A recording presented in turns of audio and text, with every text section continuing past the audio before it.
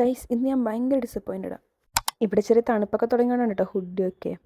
അപ്പം ഇന്ന് മെയിനായിട്ട് നാട്ടിൽ നിന്നൊരു പാഴ്സൽ വന്നിട്ടുണ്ട്. നമുക്കത് പൊളിക്കാം, അൺബോക്സ് ചെയ്യാം. അപ്പം ഞാൻ ഈ സാധനം വെച്ച് എപ്പോൾ മുറിച്ചാലും ഉള്ളിലുള്ള എന്തെങ്കിലും ഡാമേജ് ഒക്കെ ആകുന്നുണ്ട്. അമ്മ ആദ്യം ഒരു ലെയർ ന്യൂസ് പേപ്പർ അതിന് പുറത്ത് വെച്ചിട്ടുണ്ടായിരുന്നു. പിന്നെ ഞാൻ സവാനയിൽ നിന്ന് വാങ്ങിച്ചൊരു ഹുഡിയാണ്. അതിന് ഇങ്ങോട്ടേക്ക് അഡ്രസ്സ് കൊടുക്കേണ്ടതിന് വരെ നാട്ടിൽ അഡ്രസ്സ് കൊടുത്തു, അത് അയച്ചിട്ടുണ്ടായിരുന്നു. പിന്നെ മെയിനായിട്ടുള്ള സ്നാക്സാണ് ബട്ട് ഞാൻ എണ്ണത്തിന് പറഞ്ഞ് സമാധാനിപ്പിച്ച് ഒരെണ്ണമല്ലേ പൊട്ടെ സാരമില്ല എന്ന് പറഞ്ഞു. അങ്ങനെ അടുത്തെടുത്തപ്പം അതും പൊട്ടിയിരിക്കുകയാണ് ഗൈസ്. എനിക്ക് നല്ല വിഷമമായി. പിന്നെ നമ്മുടെ ടേസ്റ്റ് എനേബിൾസ് എത്തിയിട്ടുണ്ടായിരുന്നു. ഇതെന്ന് പറഞ്ഞു കഴിഞ്ഞാൽ ജസ്റ്റ് ഇവിടെ വന്ന് ഹീറ്റ് ചെയ്ത് കഴിക്കാൻ പറ്റുന്ന ഫുഡാണ്. അങ്ങനത്തെ ബിരിയാണി, മാങ്ങാക്കറി, അങ്ങനത്തെ സാധനമൊക്കെ വന്നു. പിന്നെ ടാങ്ക് ഇവിടെ ഏറ്റവും കൂടുതൽ കഴിക്കുന്ന സാധനമാണെന്ന് തോന്നുന്നു, ഇപ്പോൾ അത് വന്നിട്ടുണ്ട്. പിന്നെ നമ്മുടെ ചെമ്മീൻ ഫ്രൈ, കൊഴുവ ഫ്രൈ, അങ്ങനത്തെ കുറച്ച് സാധനങ്ങൾ.